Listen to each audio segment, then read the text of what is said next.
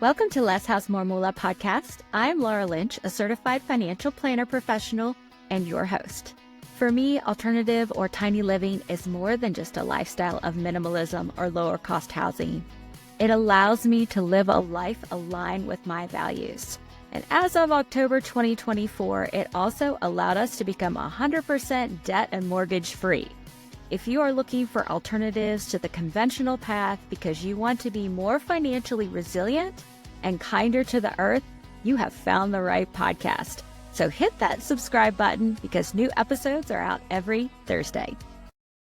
Travis Duckworth, welcome to Less House More Moola podcast. You and I came together through Ellen Stone. Ellen sent me your contact information and said, hey, you got to talk to Travis. He's doing such great stuff up there in Nevada County. And I'm super excited to explore this because you've really been able to lead the way within your community in terms of legalization. And this is something that so many people need like a roadmap for. Like, how to make it happen in my town or in my county. So thank you so much for joining me today. Yeah, it's awesome to be here, Laura. And, thanks for creating this community and this venue for just talking about, big, important issues. Yeah, it's really good to be here. Everybody out there in the tiny world right now has a lot on their mind. There's a lot going on. So it's good to hear from people who have had success. So please introduce yourself and your business. Yeah, so I'm Travis Duckworth, as you said. I am really a teacher. I had a different company since 2011, and we were writing curriculum for trade schools, really bringing sustainability into workforce development. So we wrote electrical trade programs, welding programs, HVAC programs for high schools, colleges, and trade schools. And the long story kind of to not to be so long is when I moved to Nevada County, I wanted to be actively involved in this. I threw out some chairs and set up a tea cart, and we served self-serve chai, and we just got to know people in the community. And that has been a huge factor in just creating that center of influence, we like to say, or I like to say, for building community. When I landed here, I taught high school here, so I got to know the community in that way and got to know my community members. And during that little stint, I realized, obviously the housing crisis is real. The housing crisis in California is very real. And the housing crisis, I taught a whole semester on homeless and those most vulnerable in our community. But the housing crisis extends into more than just our most vulnerable. It also extends into our middle class and our lower middle class. It extends to teachers that can't afford to buy in this community, and et cetera. And then I had an opportunity to teach a workshop with students, empowering them how to build their own homes. We did tiny houses. My first tiny house program was in 2015 in El Paso, Texas. And things have really changed since then in terms of what's recommended, what you can build, the sizes, and et cetera. And that high school-ish to young adult is 15 to 25-year-olds went really well. And then we launched a adult workshop, and we taught adults 18 to 65 how to build their own tiny homes. And that went really well. And then I had motivation and support from the community to launch a for-profit business. And I wanted to see what was it like to create a business within the current paradigm that is for-profit, that generated income, that gave jobs, and operated with and for and by the community, and do it in a really kind, conscious way. And so that's the goal. The whole business is built around that. And so when we launched, I raised $250,000 through microloans from community members. We had everything from people giving me $500 to $10,000. And then we built 2 tiny homes. We sold those, and we gave everybody back their money plus 10% in that first year. Recently, we just raised $300,000 in 8 days to raise capital for a showroom model that we launched. And it's a kind of modular build of 3 tiny houses. And you can start with a starter home and go up to 3. And in that, it gave me an opportunity to showcase what it would look like for families. And we can get into the details of that. But the point is it allowed me to, again, raise a bunch of capital. And the numbers come down to about $100,000 of interest that now go to just regular people in the community. And so we wanted to see, what does it look like for this business to source materials locally as much as possible, give jobs locally as possible, operate sustainably and fiscally so that it can actually stay alive, and just be kind. And it's been an amazing journey, and we can get into all the details of what that entails, but that's kind of where we are now. That local focus is something that we often hear a lot about and yet don't exactly know always how to implement that, how to build coalition, how to build community, how to raise funds within a community. And it seems like that there was a lot of maybe pre-work that you did in terms of that, chai tea stand and like just sitting down with people. And so would you say that some of that early relationship building was an important key to the progress that you made on the legalization front? Yeah, and I think it's really important to mention, I do drop those little things like the tea card or teaching high school or, going to the local farmers market and just talking with people about what I'm passionate about. I think, going to potlucks, just getting involved in your community is a huge, huge part to then now giving me a platform within my community. When we legalized this in Nevada County back in January, it hasn't been very long. That was a year-long process, and it started with the county having their annual workshop and being, incentivized to create affordable housing options. I didn't reach out to them. They came to me. And that's really special for a government agency to come to a for-profit business and say, "Hey, will you help us figure this out?" And not the other way. I wasn't lobbying. I wasn't trying to get this to legalize for me. It's been a wonderful benefit for us as a business, but it was motivated by the county because they knew me through those different little, places that we've plugged into, getting to know people. And so, yeah, I think that I always call it a center of influence. Like, get excited about something, be passionate about whatever it is, and then share that with people in a healthy way. It sounds like that too, that you had other folks within the community that were on board and that were backing up your voice. How did the community sort of coalesce around the idea of affordable housing and tiny homes and legalization? How did that play out? Yeah. Um, my main builder here, I'll just name drop a little bit, is Tony Younger. And if you're into music, he's an amazing guitarist. He plays like flamenco inspired guitar music. He's our general contractor on staff. And he always laughs at me because I am always speaking in the plural.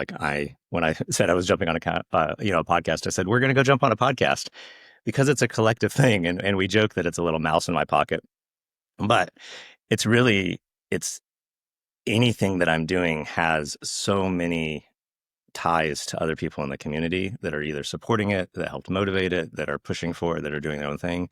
Like there's nothing that I'm doing in isolation. And I think that that's really important to keep bringing up. And so I often speak in the plural because I want to remember and remind anyone I'm talking with that this is a community effort in whatever I'm doing. And I think that we've seen everything from the first, guy that I met at the farmer's market started one of our nonprofits for comparing local young farmers with, wealthy landowners to grow food in the community and be part of the food, economy. Um, he's a huge, huge advocate for us and a huge voice in the community. He's been here for decades. And so I could never build decades worth of, rapport with the community in a short amount of time, but I can through other people that I can get inspired about what we're doing.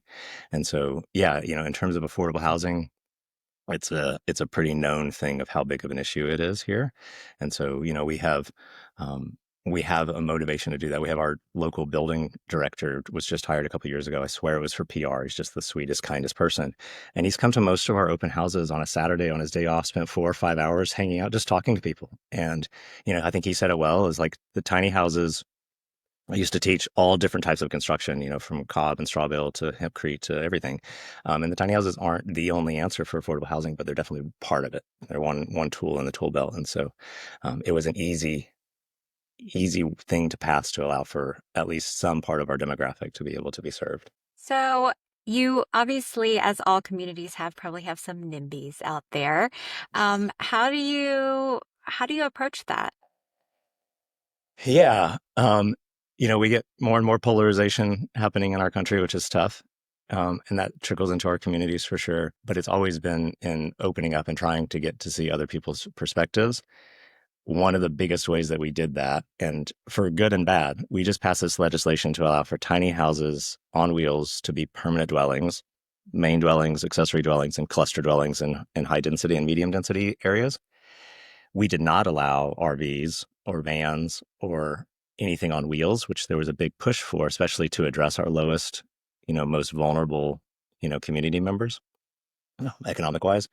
And we did that because we would have had the whole thing shut down. We have some really large HOAs in this community. We have like Wildwood, we have Chuck Donner, which is one of the biggest communities in the country. And if we said everything on wheels would be allowed, which would give so many people homes, there's such a great motivation for that, we would have gotten nothing done. And so the two things that we did was limit it to just the tiny houses on wheels that are built and inspected and certified and constructed like a home. Um, and we invited the community over and over again over the year to come out and see what we do. We do pretty high end, locally sourced, beautiful redwood and sequoia and cedar and, gorgeous buildings. This is all trimmed in local walnut. Nobody does that. And, so having a really high quality thing that looked better than most of the houses around here and inviting people out and limiting it. So unfortunately, we are not giving as many homes as I would love to people, but we got the success. We got the first win, and then we could do it again. And I'm very transparent with our motivations. We'll get into it possibly, but we're trying to build a co-housing community right now of tiny houses. It's going to be about 100 homes of 4 to 1,200 square feet with 2 to 3 tiny houses connected. That's going to be for middle income people. That's going to be for, teachers and carpenters and plumbers and things like that. It's going to be extremely high end looking. They're gorgeous homes, but they're going to be really affordable because they're small. When that's successful, because we're able to get that through because of the aesthetics, then I can then turn around and do a low income version. And then it's going to be harder for the NIMBYs to say, we don't want that, because we can turn and say, what do you mean you just did it? And so, finding the successes that you can find, when I was in El Paso, bringing a bunch of kids, I'm an old teacher, like we did some amazing things there, including the zoo poo program where we got the zoo to compost all their poop. We did that by bringing students to the city hall. When we bring teachers and firefighters, or a huge fire zone area, when we bring them in front of city and county officials and say, hey, we want this done, and we bring that in front of the community, it's hard for the people to say no to that. Hard to say, I don't want to give homes to the firefighters. I love that you are finding those common needs and those common values within your community and starting there, and then maybe expanding the radius out to, serve maybe the margins after you've served the core. That seems like a really smart strategy. Yeah, I mean, it is not always. I have a wonderful human being in this community who fights for the end goal all the time, and unfortunately, rarely gets anything done because it's so extreme from where we are. And I think it's really important to you can't get lost in the system, but you have to work with what's the current reality in front of you. And I think, taking that first step and then taking the next step and having a little bit of patience, but always pushing forward has been extremely successful for me.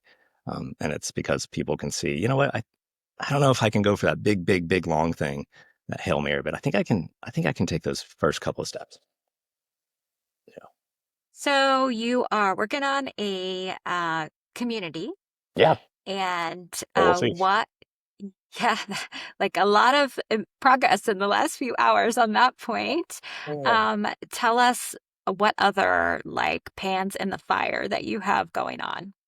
Yeah. So, like I said, when we launched this, I wanted to be a model for what a community based for profit business looked like. We, again, source our materials as much as local as possible. This walnut is all from our fruit orchards down in the valley that are getting ripped out. When we had the first round of tariffs in 2017, and then we had COVID and we had walnuts sitting in port, the price of walnuts plummeted. And we saw a lot of walnut farmers go out of business. And so those beautiful fruit trees, not furniture trees, were ripped out and they're getting chipped. And they're gorgeous. So in this wood, you can see, I might have a piece over here. You can see this gorgeous, like super dark to like light wood. And you can see the graft lines in a lot of this from fruit to rootstock. And so for me, it's a combination of helping environmentally take that wood and use it for a purpose instead of just chipping it, and also the story and ensuring that. So we do that. We obviously, support by providing jobs and growing in that way. We highlight a lot of artists. The table I'm sitting at was made by just this rock star Mexican American, just woman, just artist in the community, and it's this beautiful walnut slab. I don't know if I can really show you, but it's beautiful. And when people come to our open houses, we have we're a smaller community. We have 40 to 100 people come to our open houses. 95% of them don't buy a big hundred and something $1,000 tiny house, but they might buy a table from, Marie.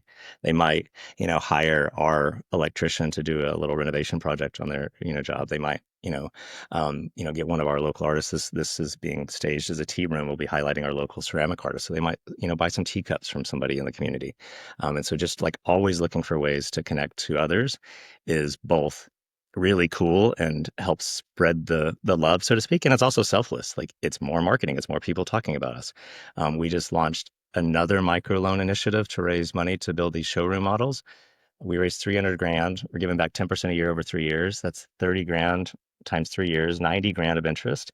And we have everything from a local judge that wrote the paperwork to tie it to my assets so that if I die on the way home today, I didn't screw my community, down to a local high school kid winning an essay contest and through her mom giving me the winnings.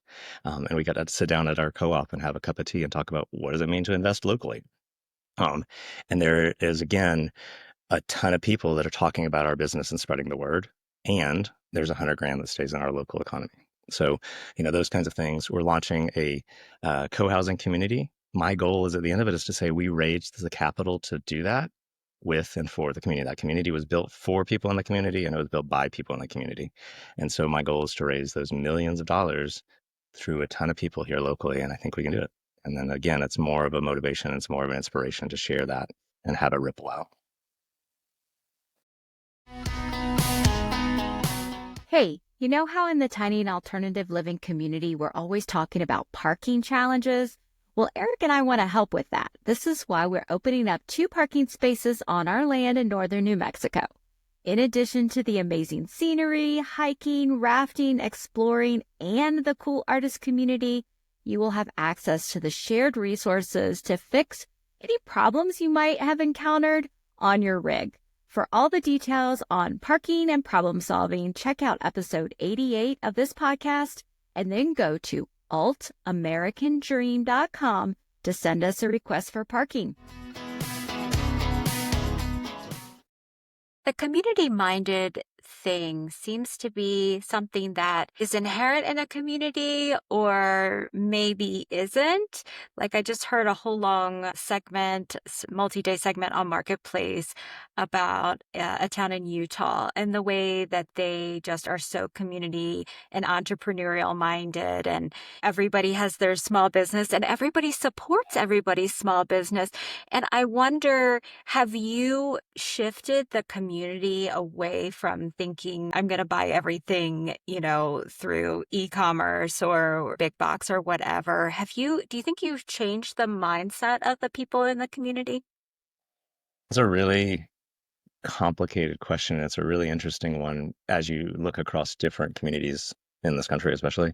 I used to say when I was in El Paso that what I was doing was right under the surface, and all I was doing was helping to bring it up because it was there, but nobody or very few people saw like the potential to just bring it up to the surface. Whereas I moved from Berkeley, California, and everybody walked around with went to the farmer's market and drove a Prius because it was the cool thing to do. And every nonprofit was already done. And it was hard to do anything new and revolutionary because it was all happening. I think that in the view of community, especially when you get into commerce, it gets tricky. I'm a storyteller in a lot of ways. One of the quick stories is the little tiny quintessential cobblestone street that I grew up in in Georgia in the South. All these mom and pop stores went out of business within a very short amount of time when a Walmart went in about 20 minutes in the middle of nowhere out in the wilderness. And so it got to the point, and it is still the point here, where I try to get as much as I possibly can locally, and I still buy things from Amazon. I still buy things from big box stores because it's no longer available locally. And so when we see, this shift into, globalization of the market, it becomes challenging to support local. And so you just have to see where can you? And then hopefully that starts to both financially and practice wise, so, socially change behaviors and say, you know what, I am going to spend that a little extra to buy that locally because that's going to help provide another job, which may have another business start and things like that. Um, I don't think that anything is done single handedly, as I mentioned, the we. I think that one of the big things that we've been able to do is show some examples of ways to bring money home. And besides like spending money, the other one is that local economic piece. When we raise hundreds of thousands and now millions of dollars through just community members. And I mean, high school kids giving a couple $100 to, wealthy people in the community giving quite a bit more. Um, those are ways we've documented and we're sharing with our nonprofits that work with other businesses to inspire people that, hey, the next time you want to take a leap or launch a product or start a new business, like maybe raise that capital here. And so I think, there's examples that can help push that, but, yeah, nothing is done in isolation. And there has to be a certain, amount of means too, I feel like, when you start to zero your radius, right? Because you're going to pay your farmers that are making they're growing your Swiss chard in your community a lot more than you are when buy something at Walmart. And so there's a little bit of maybe privilege in that, shopping locally. But yet it is so important to, from an environmental standpoint, from a community enrichment standpoint. I talk to clients all the time about thinking about their wealth in a more holistic way. And then when you invest in your community, you're creating resources and wealth in your community that feeds you in return. And so it's not just about, hey, let's globalize all of our financials, but let's look at our community for opportunities to enrich others and ourselves in ways that maybe it's not just about our stock and bond portfolio, but very beautiful way to implement your focus on local. Let's talk about sustainability a little bit. Sure. And thank you for that. I think that's a really good point. And I think we can get into the privilege space pretty quickly. So thank you for that. It's, I think you do whatever you can. And even if it's just inspiring, people that are with means to bring that money home, and so, yeah, let's talk about sustainability. Where do you want to go with it? There's so many places. So talk about it first from the homes that you build. So, yeah. So, again, we are in California. We are not building over borders. We're building with really high quality. My goal as a builder, again, was and why I got into tiny houses was, first, as a teacher, I can show basically all the parts of construction to students. I can teach somebody who's never picked up a hammer before how to do everything from framing to finished carpentry to cabinets to stairs to all of it, except for foundation work. That's where it began. And then as we started building, or as I was writing curriculum for schools, I also wanted to raise the bar for construction. And tiny houses are a really cool place to do that because I'm sitting on a hemp wood floor, which is expensive. It's like 10 or $11 a square foot. In a 3,000 square foot house, that would be a huge line item. But in a 300 square foot house, that versus some crap $2 a square foot flooring from Home Depot is $2,000. It's just not a huge jump. And so we can do beautiful reclaimed hardwoods. We can do real wood, siding. We can do, metal siding. We can get rid of particle board and OSB. We use all plywood. We can do, some pretty nice things in tiny houses that we wouldn't do in the large scale, just pump and go building. And my goal is both in-house to create a sustainable business. I'm in California. I'm not going to compete with somebody in Southern California building over in Mexico. I'm not going to compete with somebody building 3 or 4 tiny homes a week. We build 20 a year. We're going to scale that up a little bit more. So we're medium. We do a couple $1,000,000 in sales. And I am going to pay really good wages to people to support my community. And so with tiny homes, I can do that. And to do that, I need to create a niche within the niche of tiny homes. And so we found our market is really in creating really environmentally friendly, non-toxic, locally sourced builds. This building I'm in, people joke because of the hemp floor. They say it's the building you could eat and the floor you can smoke, because everything in here, the glues, the paints, they're not zero, or low VOCs. There's no VOCs. The plywood is Pure Bond soy-based plywood. The glues and adhesives are super non-toxic. The stain on the outside is whey protein based. It's all like you could lick this building and you'd be okay. And there's no off gassing or anything else. So we found that that's where we can really raise the bar, build stuff where I feel really good with my crew, cutting these pieces and using them and being around this material. And we can also carve out a niche within the businesses of selling tiny homes. And then in terms of, environmental impact, it's everything that the carbon footprint of where we get our things, how we support people in the community. A lot of the wood that we use is reclaimed, from fire abatement or from, people bringing down trees to avoid electric lines. I just brought in a bunch of sequoia. Nobody uses giant sequoia in buildings, but I was able to do that because I had one of our ER doctors does milling in his spare time. And he had, 700 square feet of beautiful sequoia. And you couldn't use that on a regular house. But on a tiny house, it's enough for me to do a really cool, section. And so, I think that in terms of sustainability, we just look at each place and each thing that we're sourcing and then try to do it as best as possible. We still buy stuff from Home Depot and we still get stuff off of Amazon, but as little as possible. So let's ask the really hard question. Yeah, let's do it. And the really We're in hard question it. for all of us in our life, right, is thinking about our impact. And you've talked so much about your impact in the community and the way that you're building, the way that you're creating community, and the way that you're cultivating relationships. Like, what is the succinct way of thinking about the impact of Soul Tiny and Soul Learning Institute? Like what is the big vision that you have?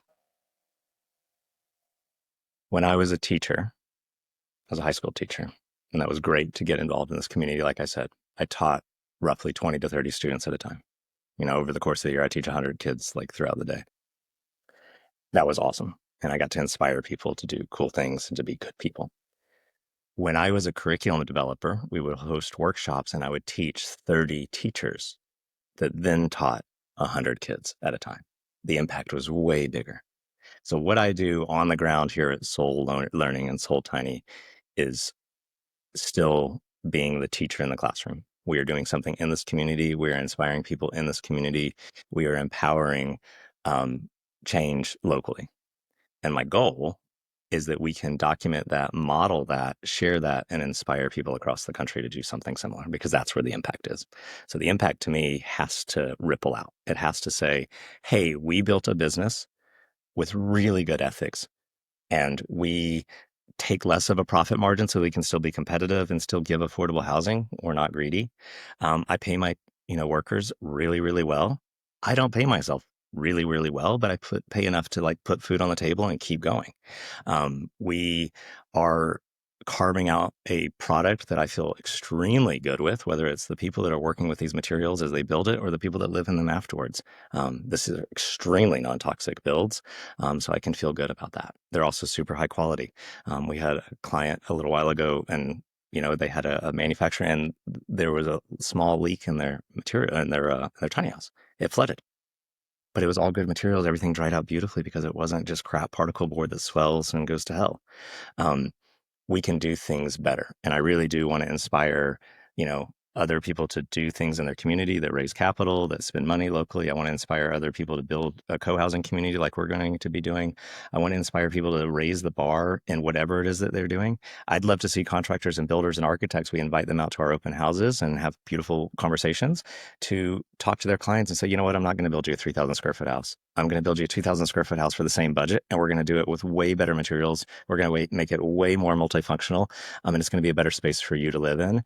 And we just don't need that big of a footprint, So I think that inspiring people to do things better and showing that it can also put food on the table and can also make money. And that's why we do this as a for-profit business. I think that modeling that is really the goal for how we then have that impact to inspire other businesses to operate a little more kindly, a little less profit driven, and a little bit more community oriented.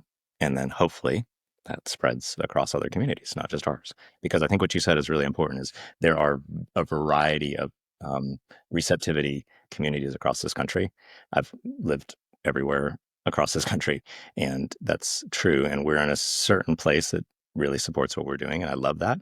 And I think that there's a way to show what you do in your community and then have somebody else adapt it to theirs. And so hopefully that's what we're doing. Setting an example. And you bring up, the profit motive, which of course, no matter how much we want to be altruistic or focus on, all stakeholders or what have you in our society, there has to be that, profit motive, to help keep people engaged And in doing doing good. sustainability for decades, and we do amazing work, and I would do it for free. I would do this for free. I've seen so many wonderful colleagues of mine in the world of sustainability go get a regular corporate job, fall away from it, and stop doing it, stop teaching it, stop implementing it because they couldn't financially charge for it. And that's sad because now it's not happening as much. So I think there's a healthy. So for those folks in other communities who are looking for advice or maybe mentorship, um, how do people track you down? Yeah. Whew, we've got so many irons in the fire right now. It's wonderful. So every time somebody calls me, it's like, oh my goodness, I love talking to people, obviously, but it's a lot. Yeah, so we're in Nevada County. I'm Travis. I do my best to connect with people that need help. I'm an old teacher. I talk to people all the time that are installing their own tiny houses or come up with issues. We have a little pilot program where we make a kit that we send off to people to build, and try to inspire people. That's kind of on the back burner because of everything else we're doing, but I'm more than happy to help whenever I can.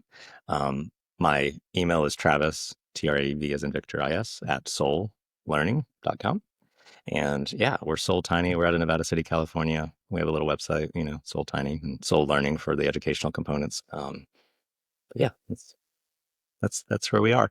And yeah, reach out to me. But I also I went to a talk. I think it was Brad Lancaster he's in the Southwest. He's in Arizona doing rainwater harvesting. And I remember somebody asking if he would come to speak to their city council or their mayor or something like that. And he just blew him off essentially. And he was like, no, go, you do it. And I really do. I hope I can empower and inspire people to not idolize others that are doing things, but be inspired by them to go and do whatever makes sense in your community. So yeah, reach out to me, but more importantly, just start in your community and do something and be that voice and be that advocate and be that rock star. Because we can all do it. And it takes practice and diligence. And yeah. So Sure. Yeah, we can't depend on the people that have done it before to be everywhere all the time. We have no, and to. what I do here doesn't make sense in Taos. It's not the same.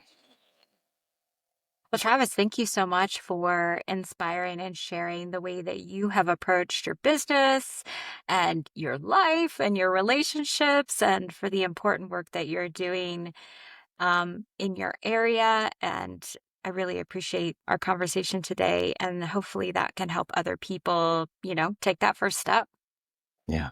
Well, thank you, Laura. I mean, this is the walking of the walk. You're inspiring people through this venue or this, medium of podcast. And, again, it doesn't have to be tiny houses. It can be anything. And, just start spreading whatever it is you're excited about. And I really appreciate you, providing a platform for that.